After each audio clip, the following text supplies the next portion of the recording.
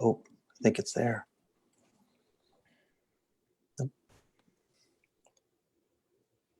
There it is.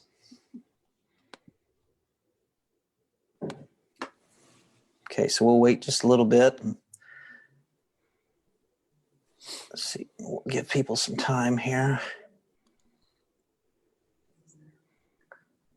Okay, so we'll wait just a little bit.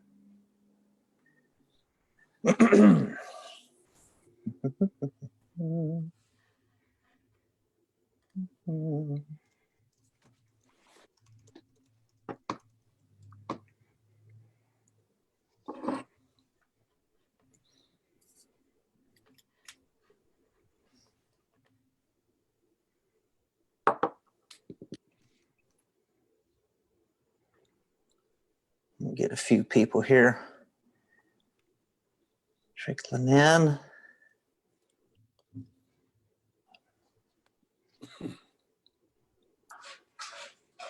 All right. All right, let's go ahead and get started. All right, welcome everybody once again to Behind the Mic. With us, as always, each and every week, we have with us one Brian Big Daddy Lane, Night Train. How are we doing out there in Edwardsville this weekend? Doing great. A little overcast today, so not as much sunshine. So I took away this tropical background, but doing fine. Just dropped a bunch of money on new phones, so you know how that goes. Ooh, on a always Sunday. exciting. Yeah, just giving. Yep, might as well buy a gold brick. Marianne got the iPhone 12, and I got the 12 Pro Max. Well, Pro Max, attaboy. Yeah. I don't mess around. Fancy. Wow, you don't. Yeah, good for you. All right, and with us again, and well, actually back after a little hiatus there with Clay Reagan, things got heated. Had a vote about that. You lost to a ham sandwich, but yes. Nevertheless, it's nice to have you back. Brian, dude, looks like Laney. How are we doing this week? Doing good. Yeah. Had a good bourbon hunting trip yesterday, day before. A few nice bottles out in the middle of nowhere, Wisconsin. Never know what you're going to find out there. You got to look at the little bait and tackle stores. They got more stuff than some good liquor stores, and it's all decently priced usually too. They don't know what they have. Yeah. Tomorrow, you guys could be excited. 2 to 4 inches of sleet, snow, some sort of mix of nonsense. That means there's the chance for the videos again. There is entertainment from the security cams. Hang in there. I love it. Could have some ladders being thrown and kicked. Yes. And, the season's not over yet. Yeah, that's right.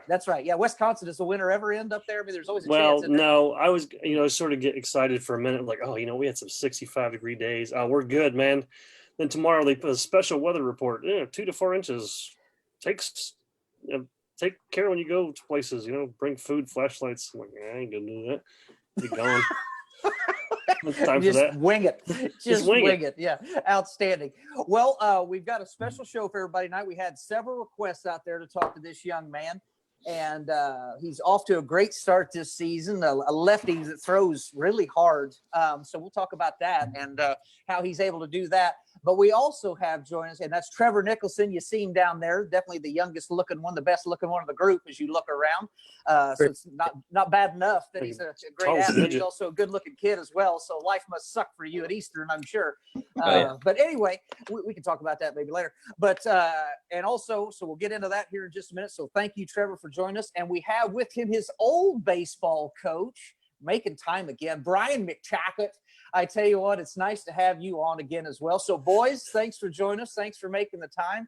And we'll talk about, Tackett and how he molded and shaped this young man into the superstar that he is. So I'm sure that's what we'll definitely talk about. But it'd be neat to hear about his high school days as well and go from there.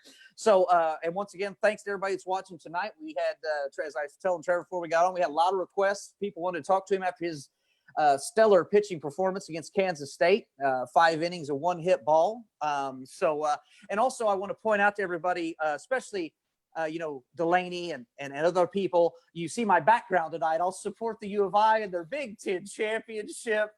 Congratulations. And, we'll talk more about that on Tuesday night. So we want to focus solely on Trevor tonight. So we'll talk more about that, but thought I'd go ahead and support that, especially for you, Delaney, because I know you love it. Kind of you, yeah. Yeah. So, and of course, we want to thank Bill Atwood for being our sponsor, North Wayne Insurance. Make sure and check him out. He'll help you with all of your insurance needs. And so let's just kick it off. So, Trevor, welcome to the show. Thanks again for making time. And folks, Trevor's going to get real busy here for too long. That's why we had to just kind of squeeze him in here tonight during his busy schedule. But how are things going up at Charleston, Illinois? They're going pretty well. Pretty busy, as you said. Pretty nonstop from when we got back from Christmas break.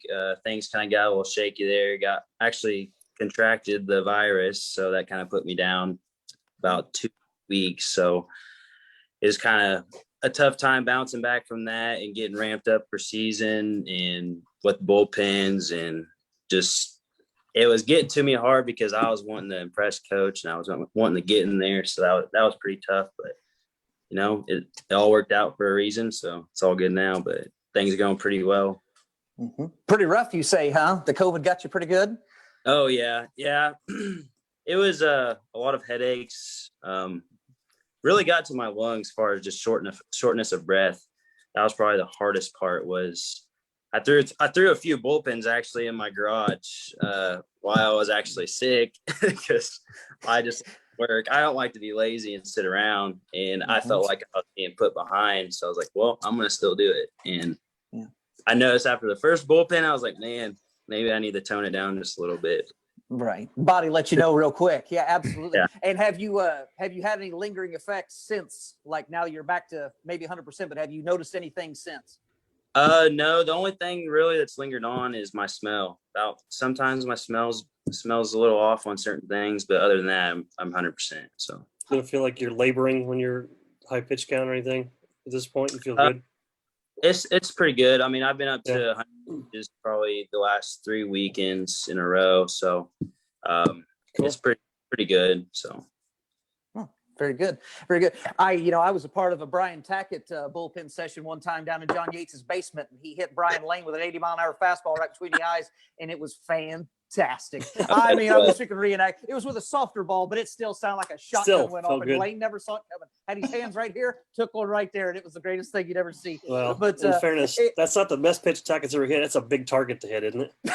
You don't really need to worry about the accuracy. Right, yeah, exactly. Just the speed that was involved. Yeah, because I could hit Lane's forehead from here. So, in saying that, so Trevor, obviously, and we've got Coach Tack on here as well. Which once again, I don't know how he makes the time to come on, but I'm sure his wife's probably getting tired of it by now because we take him away at all times.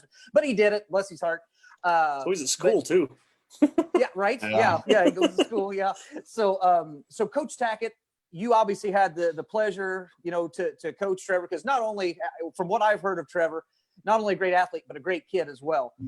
So what can you tell us about your time in working with Trevor during his high school career at Florida?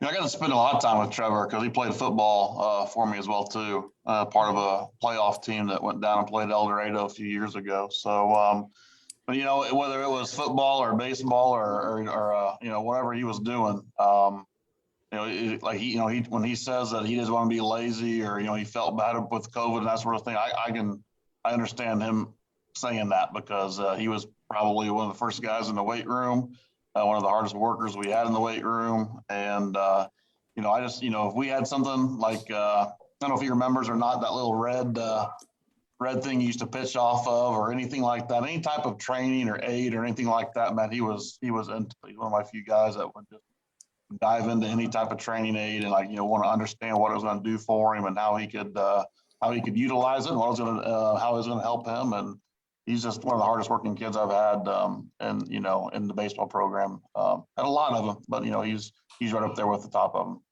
Outstanding. So did you see something from him early on in his high school career, or did he really just kind of turn it on as he went on, or did you just know right off the bat, like, well, this kid's pretty special? Yeah, I'm sure you can tell more. He played a lot of baseball when he was young. They did that group had a lot of kids that were interested in baseball. I can't remember your senior year, Trevor. How many kids did we have for that senior class?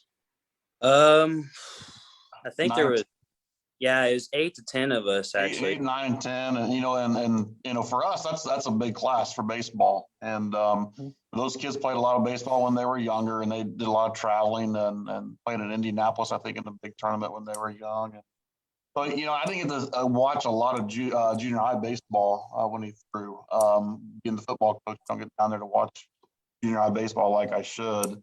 But I always knew that he, had the potential to do something special for us.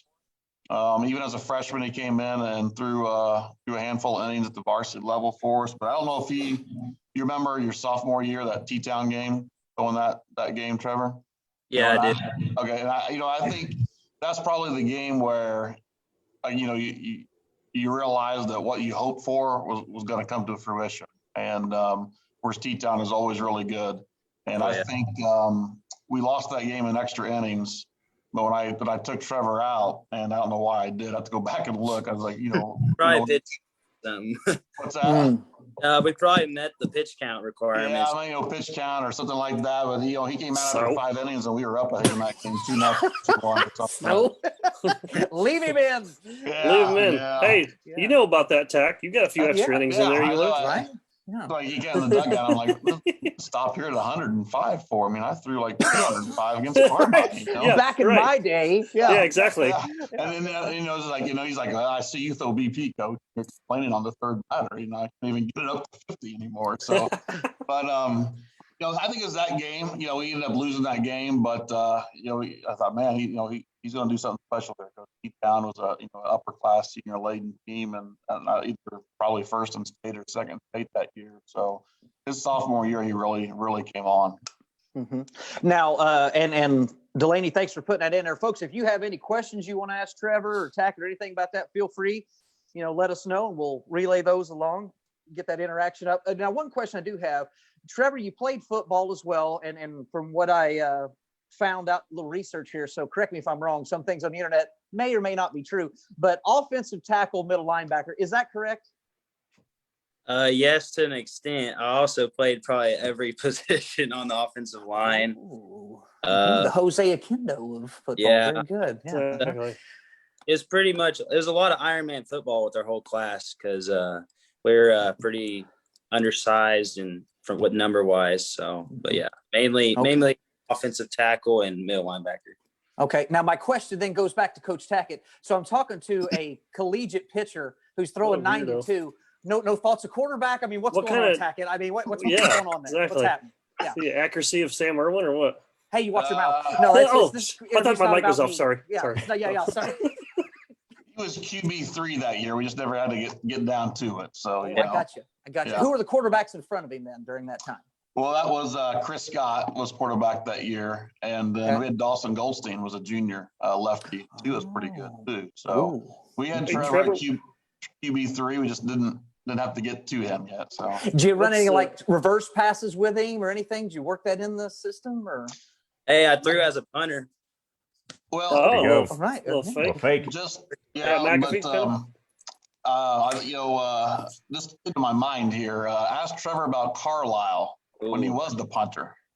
Oh, tell us, Trevor, what happened with Carlisle? Yeah. So it was actually a crucial moment in the game. We were on our own 5-yard line, and this is the game to clinch us to go to playoffs, right? And for some reason, I'm punting, and we got like 2 minutes left, and we just got to like hold our lead. And so my goal is to punt it as far as I can. For some reason, I get the ball, and I just take off. Is that an audible, coach, or is that that's like a Sam Irwin call? Right. I was going to say that's call the place. Yeah. And he's running right toward our sideline, like right to me. And I'm like, I look at the first down marker and I look at him. I'm like, oh, you better get there, buddy. And you got the first down, I assume. Oh, yeah. There was a dude right at first down, and I was going to go right through him. I didn't care. So, yeah, you're going to have to. Hero ball, and I love it. Trevor, I'm proud of you. Way to make that audible and seal the win. Good for you. That's fantastic. That's great. What year did you guys graduate? Trevor, what year was your senior year? 2017. 17. Okay. Yeah. Wow. Everybody we talk to, I just feel older and older and older. All right, so multi-sport athlete, fantastic. And of course, apparently a rebel on the football. You couldn't trust him at quarterback. Maybe that's it, Tackett. Could you just not trust him? right. 'Cause you just didn't know. I mean, yeah. Again, Audible. shades of Sam Irwin. Again, shades of Sam right. Irwin. He's audible I now. love it. Yeah. I love it. Trevor just 4th and continues 1. to Let's throw climb it, baby. my ladder of favorite athletes. Just keep going. Can't you just see it? Where Tack's like, all right, Trevor, go in there and take a knee. And Trevor's like, nope, just drops back and just launches it. Yeah, 40-yard good for you. bomb.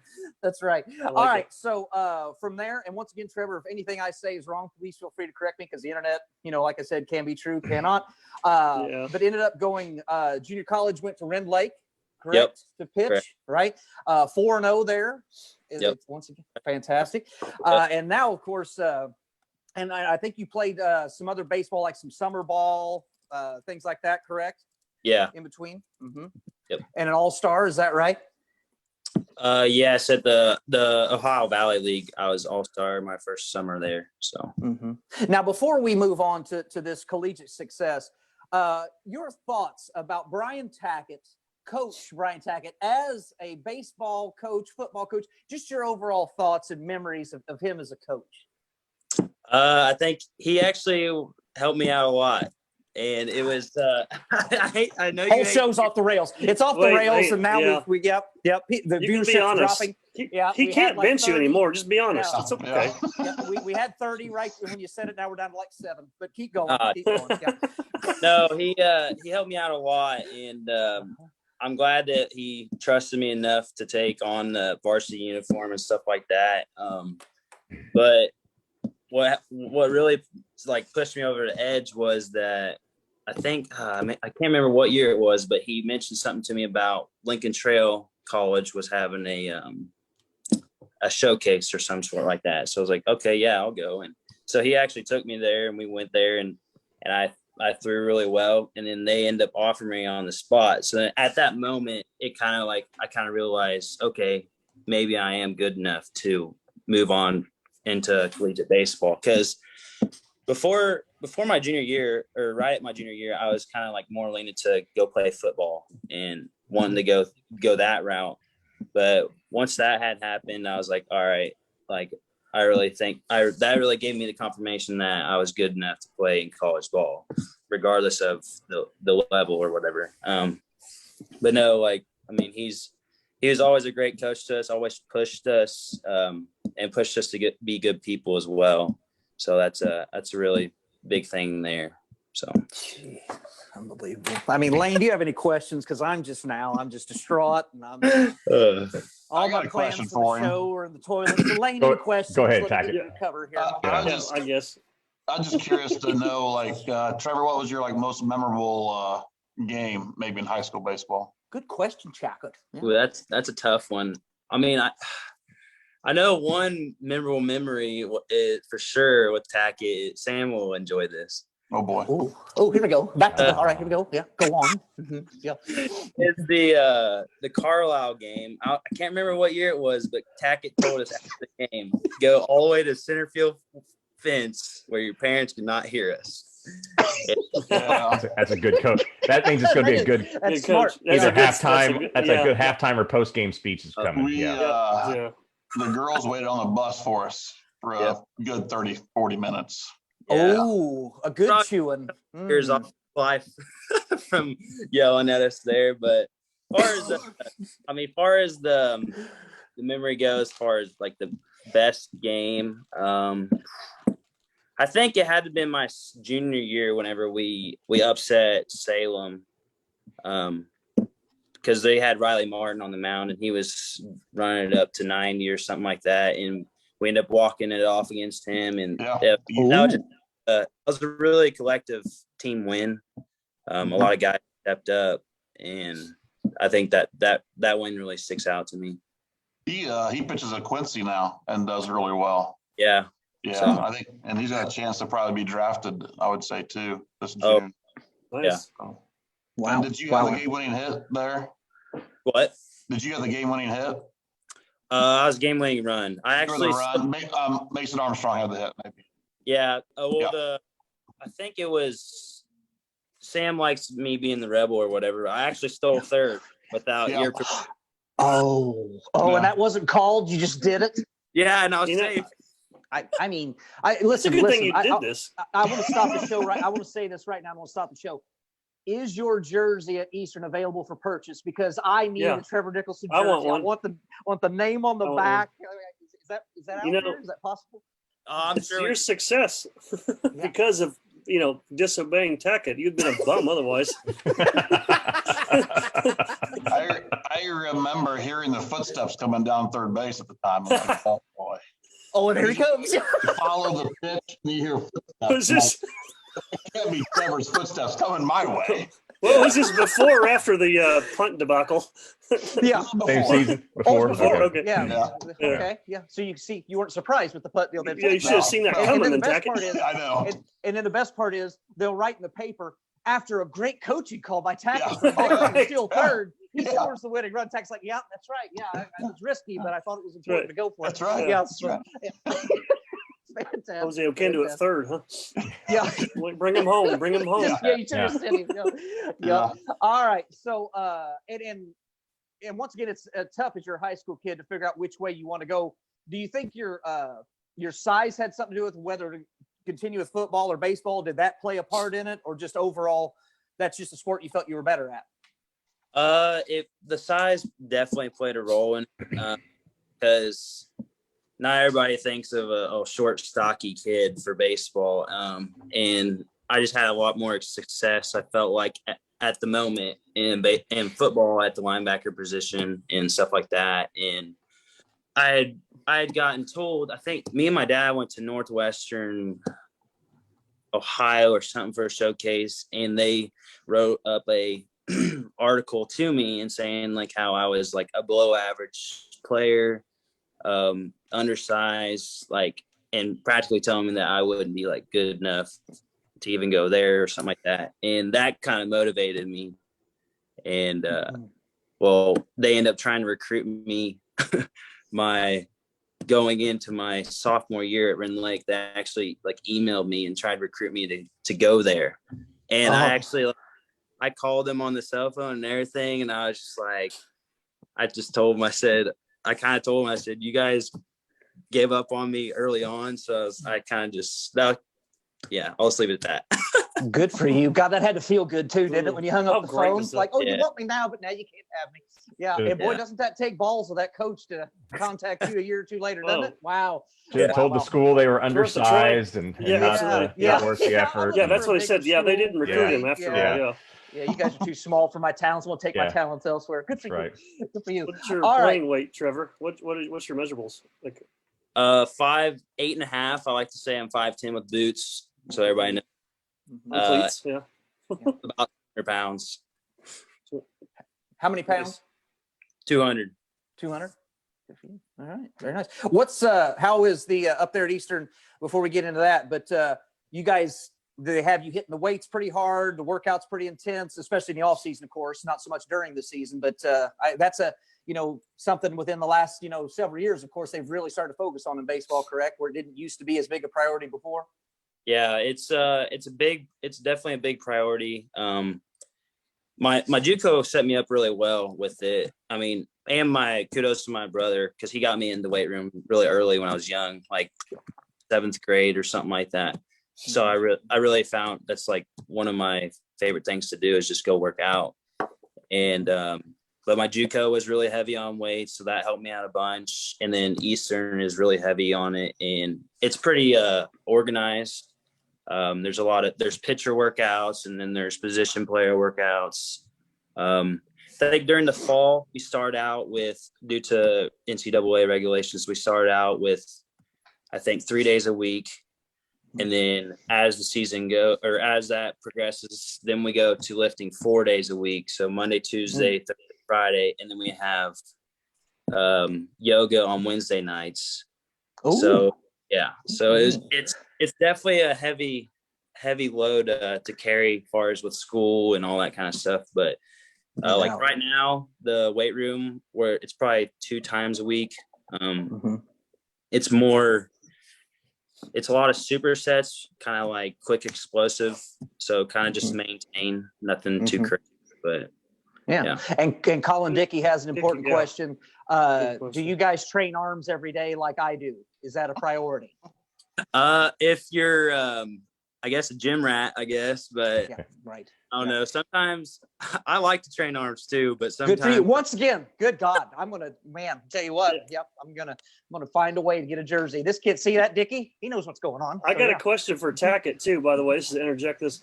Dickey also wants to know, Mr. Sleepy Dickey wants to know if you and I, Tackett, are going to have a double quarter pounder eating contest. If not, he's going to go to bed. Oh my God, I'll buy him if you'll do it. I'll buy him. I will.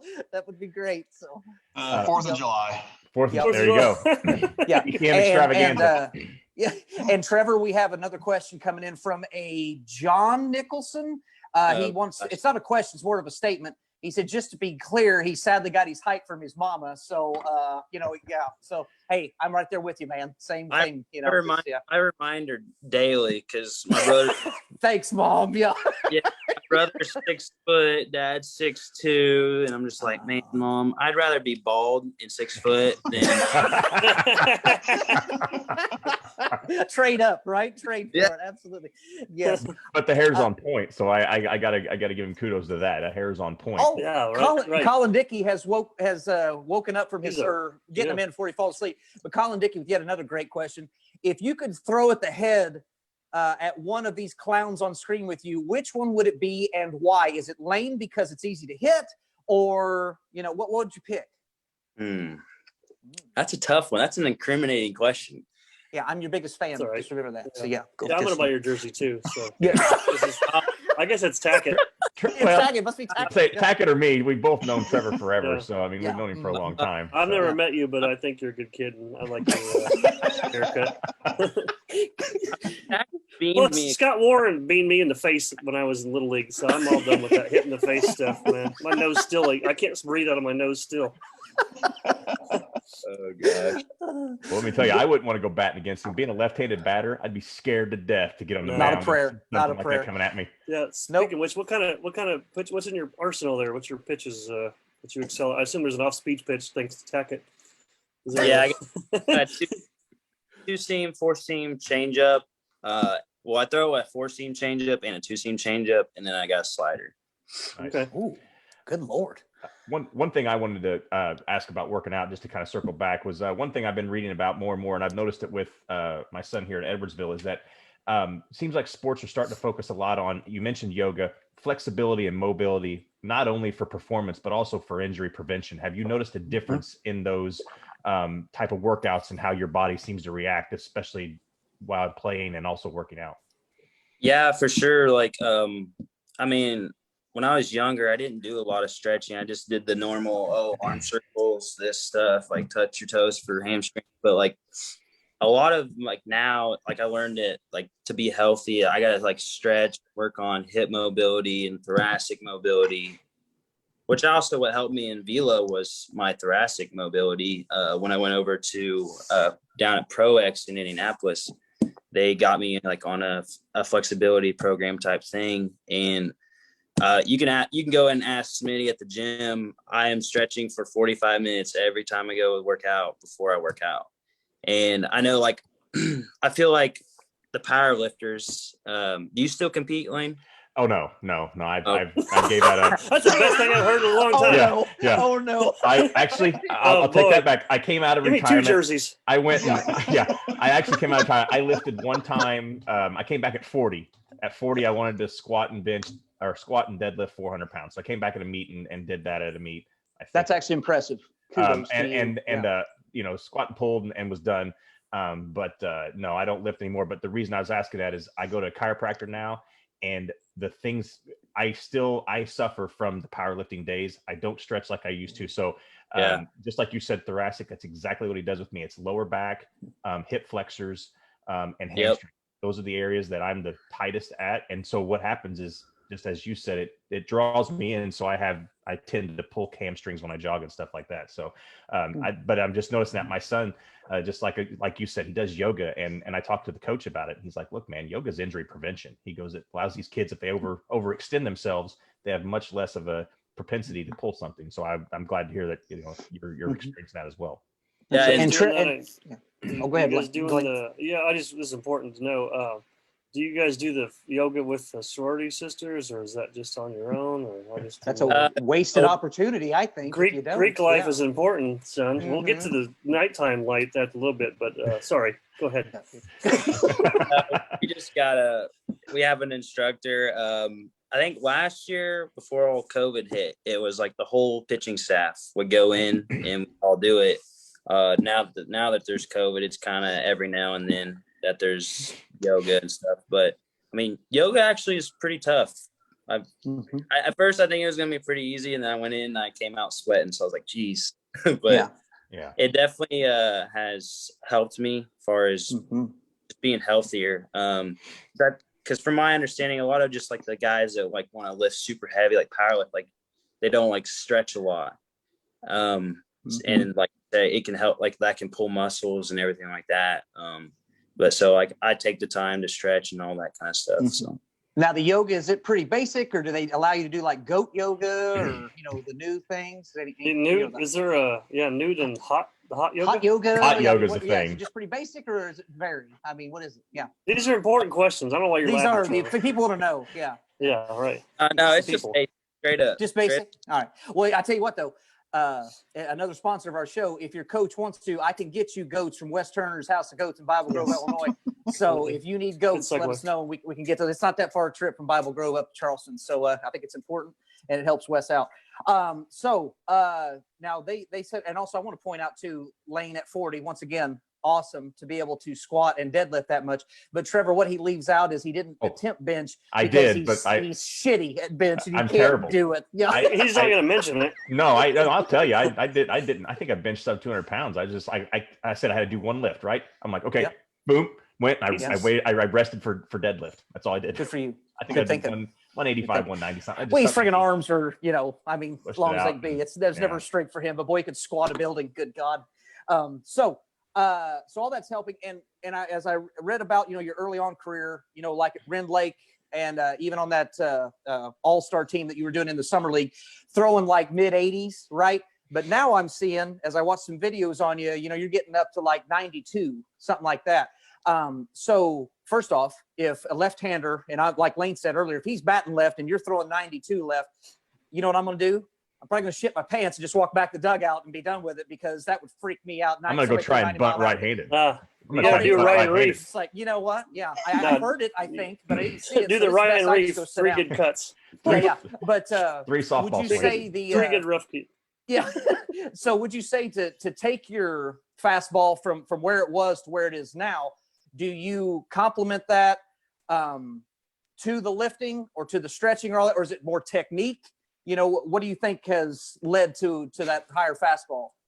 I think a lot of it has to do is like when your body's maturing. I mean, obviously weight room definitely is one of the biggest things, but there for a while I was kind of plateaued at just like mid 80s. And I think it was my sophomore year at Rend Lake, I topped 89, but it's just like I could not get past it. And I don't know why. Like I was getting stronger in the weight room and just couldn't get past it. And then finally I went over to Indianapolis to Pro X and played over there in Kokomo and stuff, and learned some mechanics and like learned how to use my strength more properly and to get into my glutes more. And then I started long tossing more because in high school, I didn't really long toss a lot just because I just didn't like it, I guess. I don't know. Or it wore me out a little too fast. But now like I long toss a lot and that builds arm strength. So I think that's what made me get past that 89. And then once I got to Eastern, it was my junior year of winter break. I still hadn't hit 90. And then one day we had a velo pin and I ended up hitting 92 before I ever even hit 90. So it was just like out of nowhere. Like once you break through that plateau, it's just like, okay, like it raises your floor and stuff. So like, I mean, it's kind of the same thing with like lifts, like, oh, I can't get 405 forever. And then finally, once you get it, then you jump up and weight. But I'd say weight room is definitely a factor for sure. If like I had to give advice to younger kids, is like to not neglect your time while you're young. Get away from video games. Though, as I like them too. Find yourself in the gym a lot more than being behind a screen, especially in today's age. That's definitely a lot easier, I feel like. But yeah, and good for you that you woke up one day throwing 92. I wake up these days like this hurts, or you know, I wake up feeling 92 sometimes. Oh, I'm telling you, it's just hey, when Trevor, old and decrepit, as Bill Atwood points out, you know, all these guys' bodies are maturing too, just in a different way. Just in a different way. You know, ours are just maturing in a different way of decrepitness. I think that's what he meant. Yeah, and John Nicholson again. I'm not sure who that is, but we'll look into that. Has another question. Do you miss batting since you started college? Yeah, I do in a way. I say I retired at a good time. My last at bat was at Busch Stadium for the Wolves. Well. So Beautiful. But yeah, I do miss it a lot at times. But then other times I'm thinking like you guys, like, how am I going to hit a 90-mile-an-hour fastball? And let me tell you, Trevor, butt ass luck. That's how I do it. Butt ass luck. Yeah. I ain't. That's how. Yeah. So, I went to Ren Lake and I had the option of being a two-way hitter. And I thought to myself, I said, how am I going to go farther? Throwing a ball hard or trying to hit a ball that's throwing hard at me. And I figured, well, I got more control of the game by having this in my hand than rather trying to hit it. And so I do miss it a lot. But then other days I see how my hitters struggle against 95. And I was like, I'm all right with being a PO. Right. But my question is, because obviously, you know, you being a lefty throwing like that with all these pitches or whatever, and I guess this is just a question in general, any pro prospects? And if so, you might have to get back into batting a little bit, right? At least bunting and stuff like that. But I mean, so do you still work on a little bit of hitting like in practice, or is it just mostly getting the bunts down and stuff like that? Not at all. Not at all. I'm strictly a PO, and I mean, sometimes I make in the cage just messing around with my teammates just to hit a few, and that's it. But nope, all my time is spent on trying to craft myself on the mound. That's and you know what? Didn't just go up there like me and just take your 3 cuts and sit down. Hey, that's good though. Great visit. Because ask Sam how much he worked on blocking when he was a quarterback. Lane, that's once again, this show's not about me. You know, it's let's focus on Trevor. Yeah, let's you know, it's about like how I worked on defense too. You know, it's just like I'm just here to throw. You know, I'm here to throw. Hey boys, Craig Scott's got a good question. I think it's for me. How do you mentally get through a tough meeting? Oh, that's not meeting. Okay, but mentally get through a bad inning. I'm sorry, Trevor. That's for you. How do you get through a bad inning? We know how you get through, Delaney. Right here. Rusty water. Rusty water. From Craig Scott. Yeah, how do you mentally get through a bad inning? I would say, I mean, it's a lot of mental, like, positive talk. Really? Because I mean, bad innings are gonna happen. So say like I get through a bad inning, I go dugout, and the quickest you gotta wash it. And because you know there's nothing you can take from it, and so it's just you gotta believe in yourself and get back out there right back at it. But like during the inning, if it's like happening, it's bad. I mean, you just gotta keep trusting it. Don't walk guys. So go right at them and trust your defense. Just get outs. Yeah, you know, when I was a pitcher for Doc's Dudes, I don't know if you knew that it was, but they were a professional team back in the 80s. And at Cheney Field at Florida League. All I needed to hear was rock and fire, Delaney. Rock and fire. That's all and that didn't work. I just handed the ball to someone else after I walked 4 guys. That's how I got through a bad inning. Just hand the ball off to my dad or whomever's my coach. Yeah, that was the only time I was allowed to pitch as well, was in Little League, because I can throw a football 50 yards and hit you right in the chest, no problem. Baseball, I don't know where it's going. And from the Little League mound, I hit kids, walked kids. It was rare. Yeah. And the best part was, Delaney, you'll love this, right? Because I had no idea what I was doing, right? So I just threw hard. You know, there's no curve on the back end. You just throw, right? So I forget who the coach was at the time told me, throw a changeup. I had no idea what the hell that meant. So I thought, well, I know it's to be slower, but I have no idea how to throw it. So what I would do is I'd get a real mean face looking at the kid, and I'd wind up and like I'm going to go throw hard. I'd just go. sometimes it can work, and sometimes it get rocketed. You just never do. Yeah. But anyway, Tackett, what about you? Back in your days of pitching, how'd you get mentally through a tough inning? What about you? Don't have tough innings. I was going to say You know, Enduro. yeah. I mean, Yeah. That's No, Threw 200 you know, it's 200 balls. what's that? He threw 200 balls. You'd think he'd have, Yeah, yeah. I mean, No, I once in had a while, plenty but, of, you know, professional. Yeah. plenty of tough innings, especially trying to get those guys on Doc's dudes out. Yeah, well, you know, Reagan was a beast with the bat too.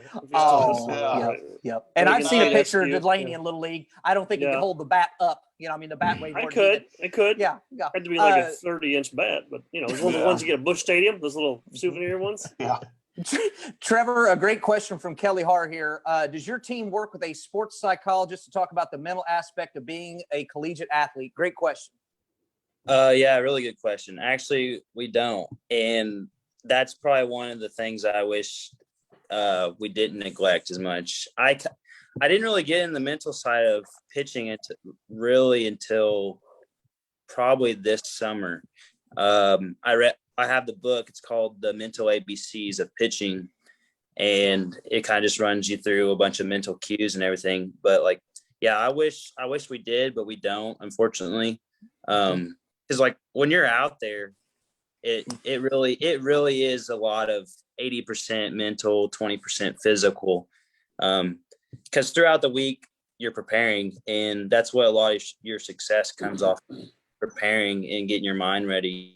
And because if you're going out there and you have a bad attitude or anything like that, like with any kind of sport, you typically don't do well. But yeah, we do not have any kind of mental training, so that's one thing that definitely needs to be talked about more. Absolutely. And once again, great question. Great question. And so far this season, once again, looking up stats, you're 2-1, 4.09 ERA, 22 innings pitched, 27 strikeouts. So do you consider yourself a power pitcher or what with that many strikeouts? I mean, is that what you really focus on, or how would you label yourself as a pitcher right now? Right now, I've never really considered, well, in high school it was different because I could just, it just felt like a fastball and then like a slurve in there. I didn't have a changeup at all, but a changeup's my best pitch now. But I would say I'm more of a contact guy as far as just go right at guys. But there for a while, my slider wasn't very good and I needed to get an out pitch. So I worked on my changeup, getting it really good. And then finally, like my sliders clicked really well this summer, and it's clicking this spring, luckily. But you know, it's a lot of, when you get guys down 2 strikes, I tell myself, finish. Don't let them fight you off to full count and run your pitch count up. But I definitely have my moments where I can be powerful. I've actually at Kansas State, I ran it up to 94. Oh, adrenaline running a little bit that day, wasn't it? Take you ways, won't it? I'll take you ways. I was shaking bad, and I was so amped up, and because I went 91, 92, 93, 94, and I didn't know I'd hit 94 until a scout had told my coach last week about it. So that's a PR for me, so that's exciting. Yeah. But I'd say I embrace the contact, because that keeps you away from walking guys. I mean, this last outing I had was kind of a rough one for me, but I mean, it happens. And I had more walks than I typically do, but I mean, just the strikeouts will come, but you got to learn to know when to get early contact, so you can get guys out, so you can keep that pitch count low, and then also strike out guys. Because like if you got a runner on third with nobody out, like you need some strikeouts if you can't let that guy score, or a pop up, or a ground ball to the 6th hole, just to keep that runner from scoring. So.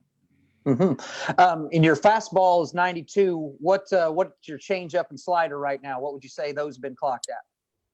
My changeup's anywhere from 80 to 85, and then my sliders anywhere from 76 to 81.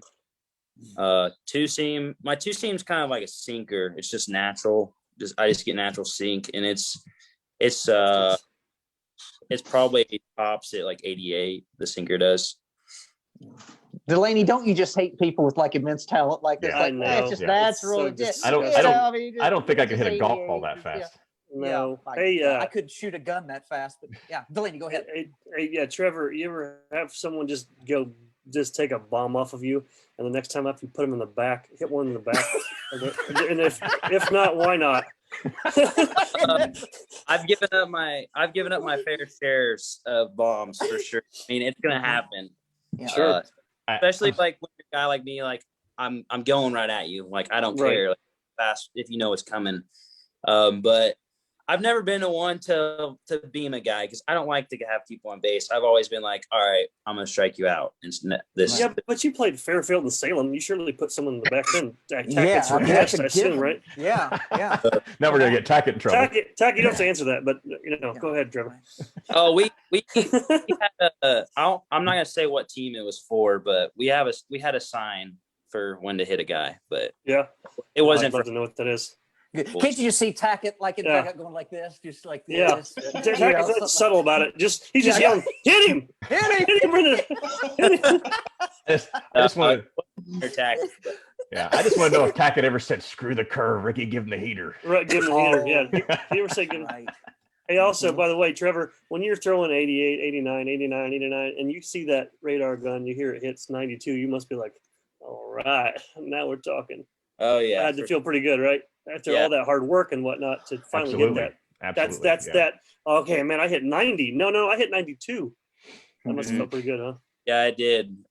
It definitely motivated me for sure. I was like, all right, 93 is next.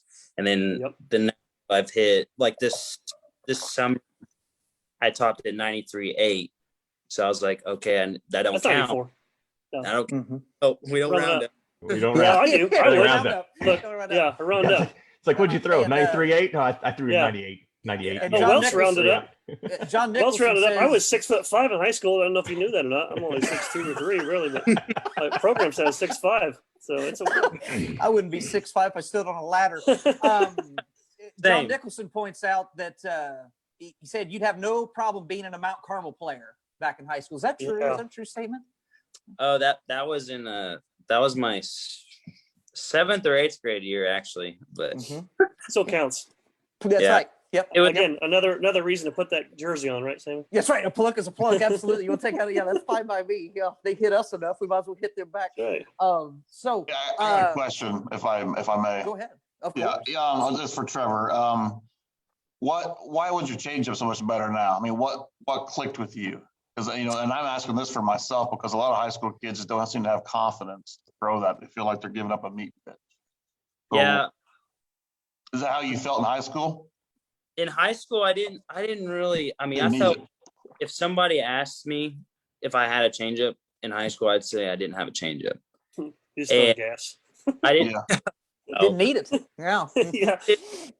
I just didn't like really know too much about the pitch. I knew it was a thing, but I think my first time ever like throwing a changeup was when we went to Lincoln Trail for that showcase, and the coach says, "You got a changeup?" And I go, "Yep." And do he now. did the Sam Irwin thing. He made a mean face and just threw the mean ball about face. 40 mile an Yeah, hour. Really rear back, barely toss it in there. Yep. I grabbed it and I grabbed it because I was like, "Oh, I think this is changeup grip." And I threw it, and the coach was like, "I was like, how'd that look?" He's like, "That was a good one." I was like, "Okay, that's all I got." Perfect. Look Yeah. at that. Quick study. Yeah. What's the Yeah. grip? You got a baseball in your hand. What's your grip on a changeup? Like this. I throw it with my middle fingers. I just kind of like set off like that. Circle-y? No, not Ooh, quite circle, I guess. Yeah. Yeah. Kind of off. I don't really do the circle to it. But kind of what helped me with to get good is you kind of just have to throw it like a fastball. Because like when we naturally, people always think like, oh, you got to pronate, like flip it. But we naturally pronate whenever we throw. So I just think fastball and really get like extended, I think reach through the plate. But because there for a while, I would drop my arm like real low to try to get that action on it, the tail. And what really set me, like what I worked on this summer was tunneling my pitch. So I'll throw my fastball and then I'll throw my changeup the same arm slot. So that way the hitter doesn't get tipped off like, oh, if he drops his arm, he's throwing a changeup. But a lot of it is like behind every pitch is just confidence. And what my pitching coach says is like throw with conviction, like get behind every pitch that you throw. Because I was struggling with my slider for a while, and it got frustrating, but I just had to keep throwing it, and finally it just clicks. So, but I think that a lot of it is kids got to like just really dig down deep, like in the mental side, and throw with conviction, like just get behind it. And some people will try to manipulate a pitch too much when it does. It's really just all the grip. Because like I don't really try to prone it. I just throw it and let the grip work itself. Wow. I'm 44 years old, and this is the most I've learned about baseball in the last 10 minutes of my life. Yeah. It's like, yeah. Trevor, you're talking to, I mean, Tackett's the one who knows about baseball. Yeah. That's sort of Excuse me. Yeah. Well, since Doc's Doc, we want to talk Little League. I was in Trevor, if you want to talk BTM Little League baseball in the late 80s, yeah, we can talk about that. Absolutely. I mean, talk about when Jay Mann and Tate Eskew went back to back off of me to dead center. I mean, we can talk about that. Yeah, it was rough. Yeah, that was a rough one. So some other, just some. Well, I want to talk about this. So you said a scout. So obviously, you're getting some eyes upon you. Is that kind of picking up steam, especially after that K-State outing? Now you're 94, and a lefty. I mean, you're starting to become maybe a valuable commodity. Are you feeling that? Are you getting some interest? Yeah, I think my first interest was, it was last year. So there's a thing called Draft Prospect Link, and it's where they invite these, an organization or a scout will send you an email. It's an invitation to the Draft Prospect Link. And it was the Yankees. And they have like questionnaires for you to fill out. So like, so far the ones that have like reached out to me is, Yankees, White Sox, and the A's, and they don't really like, they don't talk to a lot. It's kind of just like, it's very business like, I feel like, which I mean, kind of, but so I got myself an advisor, and his job is to talk to them and let them know like when I'm pitching, and which I like how he's handling it, is because he said he don't tell me like what's going on behind the scenes, because like I can't be worrying about that when I'm pitching right now, because there's nothing I can do to control scouts. The only thing I control is just how I'm competing and pitching stuff. But I mean, like me and my dad always have conversations about, it's just like, I mean, if it happens, it happens. Like if it don't, it's okay. Like I'm giving my all.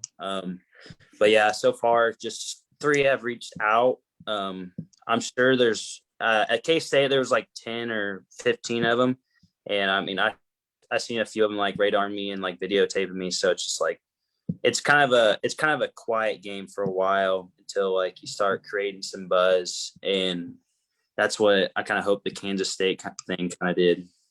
Next thing you know, Scott Boras is ringing you up, baby. Ooh, yeah. show me the money. Yeah, show me the money. Yeah. So let's say it works out, and obviously we hope it does, and you get drafted. Of course, I don't want to hurt you with the team or anything, but what would be your dream team to go to? So 2 questions here: dream team to go to, and what is your dream matchup? The person you'd love to face in a World Series Game 7, bottom of the 9th. You're going up against who? Who do you want at the plate? Who do you want to go against? I'd say the team that I'd want to go to would be probably the Cardinals, just so everybody could. Attaboy. Attaboy. Yeah. Yeah. I'll be in line getting your jersey. Yep. Team. I mean, too. Obviously, I would play it for anybody. I don't care. Like I don't. Yeah, it doesn't matter. But right. Hey, what's the contract look like? Yeah, I'll take it. Yeah. I'll top play with you. Yeah.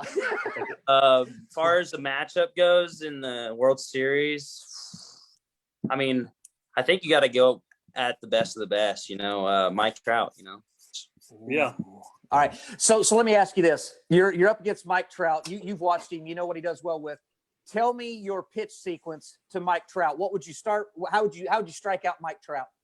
Well, I feel like you can't fall behind to him, and so you gotta challenge him, which is it's Mike Trout we're talking about here.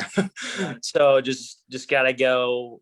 You just gotta spot your fastball low and away, The only issue is with Mike Trout can put it out anywhere you put it. So Yeah, once you put it right in his back, he can't do anything. You say, I was that's say right, that big was going boy. to be my advice. That's to you. right. Hit him. Hey, Pitch to the hit next him. guy. Yeah. This is me. Yeah. Good Keep point. an eye on me, baby. Don't Yeah. forget about me. Well, yeah. It's like you go to prison, you hit the biggest guy, first thing you do, right? Then you get your ass kicked the rest of the time you're in prison. Set the tone. That's right. Right, set the tone. shoot. I Of think course, I hope you figure out how to fight then too, because he's Yeah, gonna come at you. right. That's right. Absolutely. Well, that's great to hear. Great to hear. Another random question I got, and then guys, just feel free. Once again, I love the questions that are coming in. That's awesome. Did you play a lot of travel ball when you were a kid? And was it a lot of games? And your thoughts on, like the kids that are playing 80 games over the summer and stuff like that. Are you for it, or do you think it's too much? I just wonder, just a random question, your thoughts. If you did it, and if you thought it was a good thing, or if it's too much. okay. First off, I think it's a good thing. Experience helps in anything. I did play a lot of games. I think me and my dad's have conversations about this, but like the group that we played with, I mean, just a bunch of Clay County boys, and I think we went like 160 games and 19 losses in like 4 years. And Wow. it was a great time. And we're facing all these teams that got kids from different states. So it was really impressive on our part to really compete just with Clay County kids, that just like to play baseball. All you need. I think Clay County. I think it does have it affects some people as far as the amount of games, because I know some people have gotten burnt out on baseball, but me in particular, I could play it the rest of my life. I think the more the better, honestly, but I mean, parents just gotta listen to their kids too as well, because some kids just won't say anything.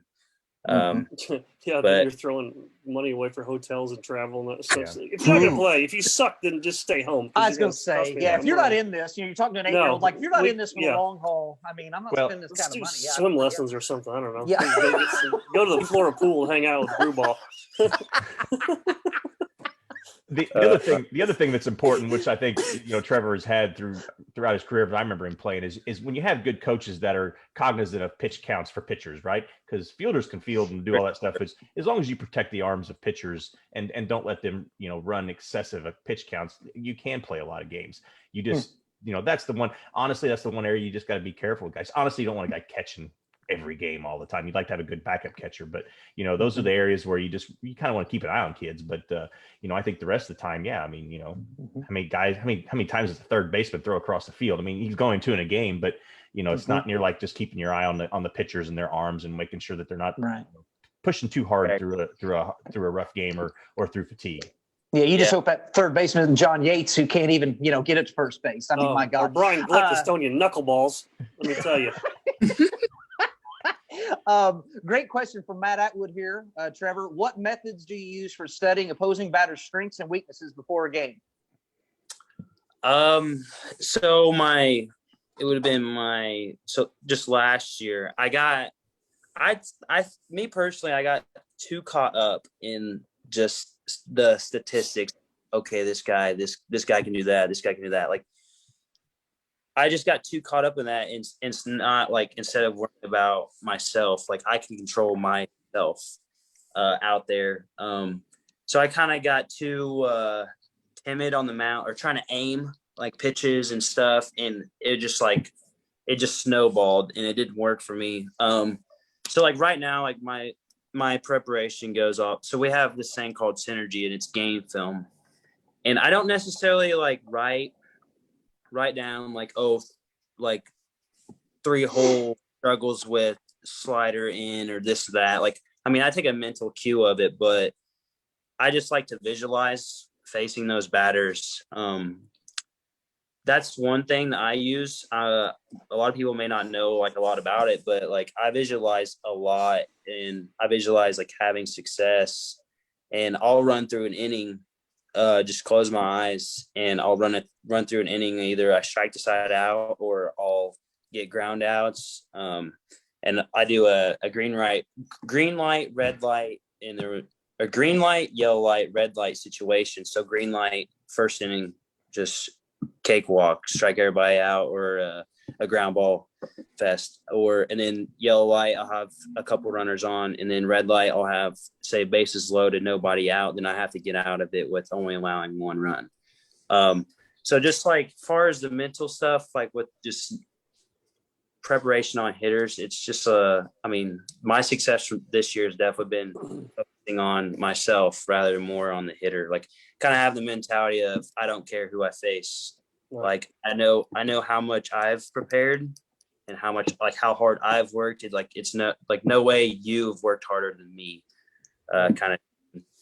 And I mean, it's not like it being a cocky thing or anything like that. It's just you got to have the confidence when you go out there that you're better. And don't get me wrong, like I've been out there before and been timid where, man, like I let it get to me that I forget that I've worked so hard for this, or I've put in the work that there's no way they put in more than me. And I forget that sometimes. I don't give myself enough credit, and I give the hitters too much credit, because you have to understand those hitters, they are at the disadvantage at first. Like, they have to hit a ball at them that's moving sideways, up and down. Like, if they blink, they miss it. Like, they can't blink. Like, and so a lot of it's definitely just, you just gotta worry. I really worry about like myself, and rather than just worrying too much about who I'm facing. You find yourself like, okay, I need to step off, take a breath, refocus. I know what I have in my arsenal. I know what my pitches can do against this guy. Yeah, for sure. Like, I mean, there's a time and a place to like know, all right, this guy stands up, he crowds a plate, so he can really reach outside corner. So I need to be able to come inside to him to either move his feet, like get him back, or he'll just fist it and he'll end up hitting a weak ground ball for an out. I mean, and there's time and place to see, all right, this kid's got a big swing, so throw a ball up in the zone where he can't get to it. Or we call that the lane pitch, because Lane would do that. Yeah. Yep. No, he would just throw me three balls that were moving, and I wouldn't be able to. It'd be bad.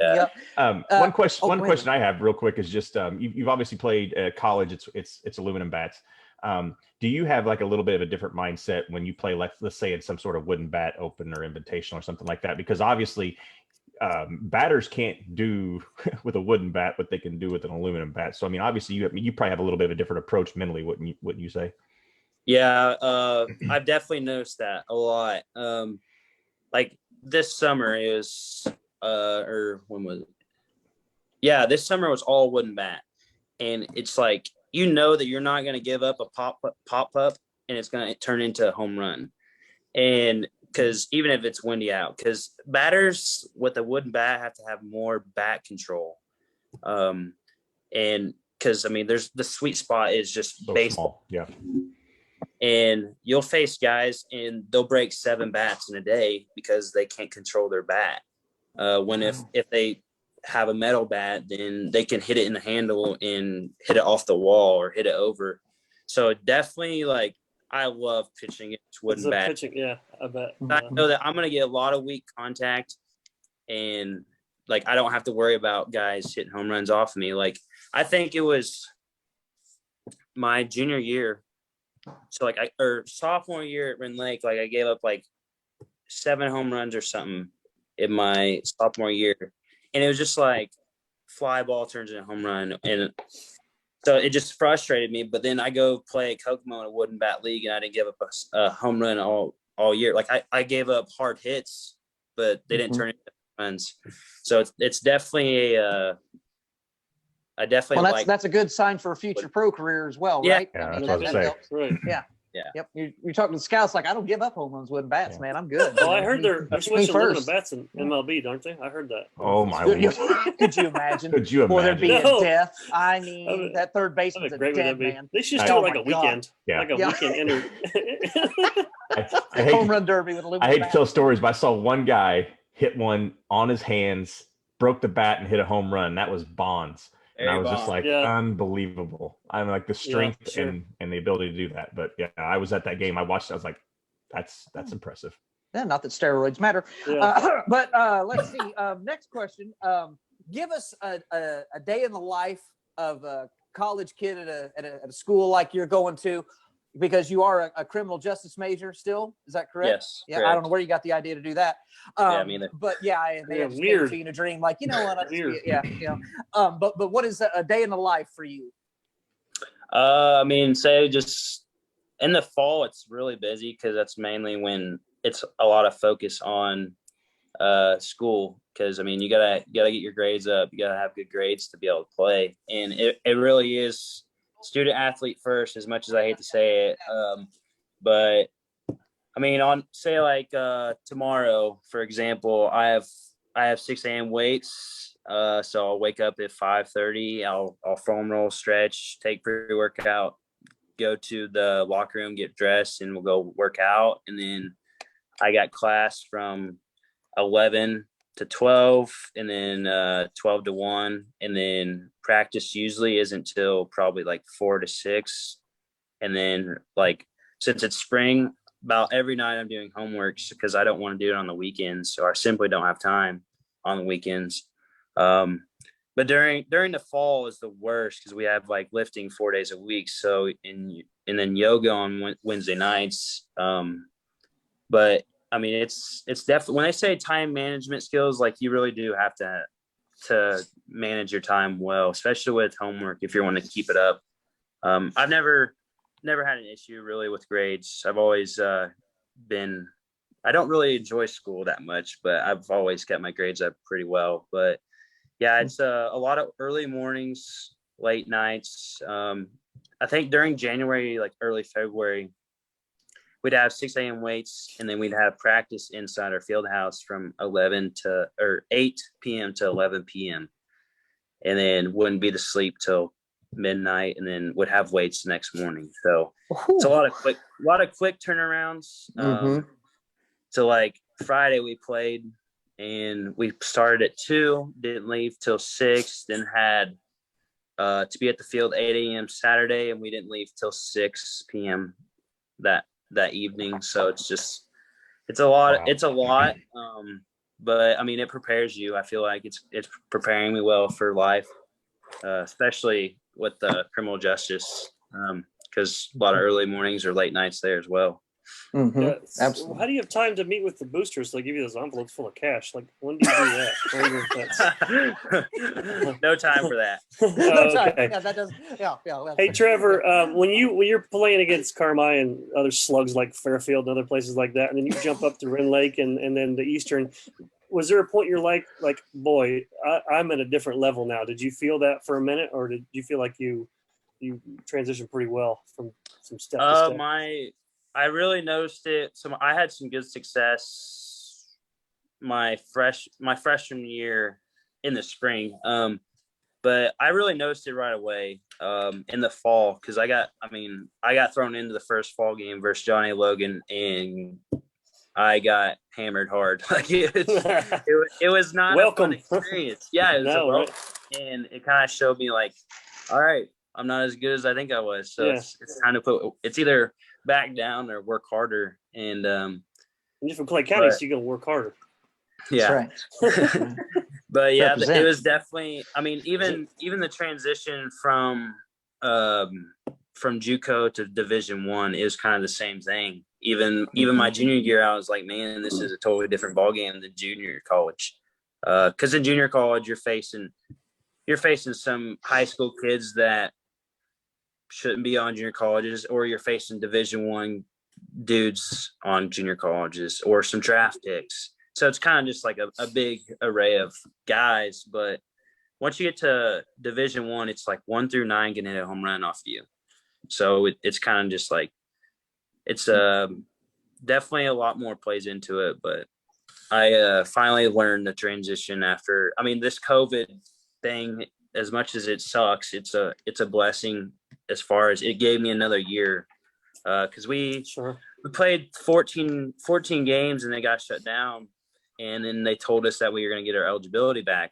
So it gave me a whole year to kind of think on, all right, what do I need to improve on and just get better at? and that kind of just helped me a lot to get stronger, to work And on. that leads me to another question. What is an area or two that you think you need to work on to go to that next level? Definitely. I mean, for a while it's been the slider for me. It's clicked for me as far as this year has went. But I'd say just probably the slider, just the put out pitch. But I mean, I'm getting my fair share of strikeouts this season so far. But I think just showing consistency, that's the hardest thing I feel like in baseball, just being just consistently good. Because I mean, even like with hitters, the best hitters, they hit 300. So 3 out 10 times. So just with pitchers, I feel like if you can show some consistency in your skill set, that goes a long ways. So, and that's what impresses coach a lot as well. But I think just kind of what will help me get to the next level is definitely just improving the off speeds. And I mean, there's always improvement as far as the fastball goes, just being able to command it better. But for the most part of my life, I've had pretty good command of the fastball. But I just think that it's, with me being so short, I'm not projectable at all. So that kind of, it motivates me in a way to work harder, weight room, all that, and throw harder, because me being short, I got to throw harder. I gotta do better than a 6'6" guy. Like a 6'6" lefty throwing 87 is gonna look better, like to the eye of a scout, than a 5'8" guy throwing 90 from the left side. But so that goes a long way, because I've heard scouts talk about, like, you got to pass the eye test, and so that definitely plays in a role. But I mean, who gives a shit if you're throwing 94? It's ridiculous. My God. Look how good looking he is. Hell with it. I was gonna say, boy, look at him. Look at the haircut. This guy's got. Yeah, we got to have him for a PR for our team. Nothing else. Yeah. I mean, I agree with you, Sam, for sure. But I mean, they definitely are big on the projectability, and that's probably a lot of what's going against me right now. It's just that I'm not projectable. So that's where, like, I really got to show them, like, consistency in my, like, being good and throwing the speed that I'm throwing. Absolutely. Well, folks, we have kept Trevor too long.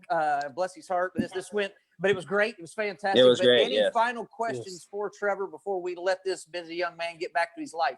Anybody with any final questions that you think? Yeah, I got one hard hitting one here. Okay, this is Stephen A. Smith hard hitting. Oh God! Wow, here we go. Are you ready? Yeah. Favorite sunflower seed to spit. Oh my God! That's yeah. Jalapeno salsa. There you go. Oh. There you go. See right there, Trevor. Nice Clay County boy in the spice. Well, see, Trevor, right there. That's the kind of stuff that'll drop your draft stock. Scouts see that and they're like, Jesus Christ, he can't even pick a good sunflower seed. We're not. He's fancy though. I like it. Well, I like that. They're not. That's Nick Smith, Delaney. See, it's business. No. Think about this, guys. It's a guy who throws heat and he spits. Oh my God. Yeah. Well, see, That's look at the Lane worst thing I've ever heard, see, but I like it. See, yeah. and that cranium starts going, and boy, here come the ideas right there. Yeah. If you're looking for an agent, Big Daddy Lane right there. He can get you to that next level. Yeah. Tackett, any final questions or any final thoughts? No, just good luck, Trevor. Keep doing what you're doing. Absolutely. You make the program proud here in the hometown and everything that you do. So good luck to you, man. Absolutely. I appreciate that. Thank you. Yeah. And Trevor, it's been an absolute pleasure. A lot of positive feedback. A lot of people very proud of you. You represent your hometown very well. Great kid. This is my first time I've ever got to meet you, and I'm definitely impressed. So your parents did a great job of, getting you, but you're taking care of it on your own, and you're seem like a fantastic kid. Once again, if I can buy a jersey, I want that friggin' jersey for sure. Mostly because you spurred Tackett, which I enjoy. But thank you again for making the time. Best of luck to you the rest of the season. We hope you stay healthy as well, and we can't wait to watch you. For the Cardinals someday, which would be, God, that would be friggin' amazing. Yeah. And before we sign off, once again, thanks to everybody that's watching and tuned in tonight and supported. Once again, support Bill Atwood. If you have insurance needs, North Wayne Insurance, check in with him. He can take care of you. He's nice enough to do the sponsor of the show. And also, those of you that are watching, Tuesday night, we have our regular show. We are going to have on a special organization that helps kids with disabilities. And I hope I pronounce this right, but I think it's Nubbability. I do believe that is correct. But they help kids, like I said, that with appendages and things like that to get them, doing athletic events. It's a great organization. We're also going to have on Christy Haar from Flora, as well, as she has a young son that does this as well. She's also going to be doing a fundraiser to help this program as well. And she and I talked about it. And since the NCAA tournament is coming up very soon, Selection Sunday, and that starts, it is going to, I pronounced it right, Kelly. All right, I'm glad I pronounced that right. But she is going to, we're going to host a tournament for that. So many people fill out a bracket anyway, and you go on Yahoo and you have no chance of winning. But in this, for $10 that you send in, you will be in a pool, anybody that wants to do it. And the winner will get half the pot. The other half goes to this great organization. So the more people we have, the better. If you want to donate more than $10, that's great. We'll talk more about it on Tuesday night. But it's a great thing. Helps a lot of great kids. And also Kelly points out, yes, Christy Haar Richards, whatever. Everybody knows who she is, but no. Sam doesn't know married names. Just give him a break. I remember names from high school, things like that. It's like, Yeah. whatever. But yeah, sorry to her husband. But you know who I'm talking about. But anyway, so it's a great organization. Jump in. We're going to create like a Yahoo deal that you can go on and you can create a group. You can send the money directly to her. And, we'll set up that tournament and hopefully we get a lot of participation in that because it is for a great cause. So we will talk more about that on Tuesday night. It's going to be a great show, a very motivational show. So once again, thank you to Bill Atwood, and he watched along with us tonight, and make sure and help him out. He supports us, so you need to support him. And once again, thank you, Trevor, for making the time. Thank you, Tackett, for making the time again. And, apologize to your wife for me. And, but it was fun. Great show. Thanks again for everybody tuning in. And once again, to Brian Squared, thanks again for making the time. Always enjoyable. And we will see you folks Tuesday night. So Big Daddy, send us home.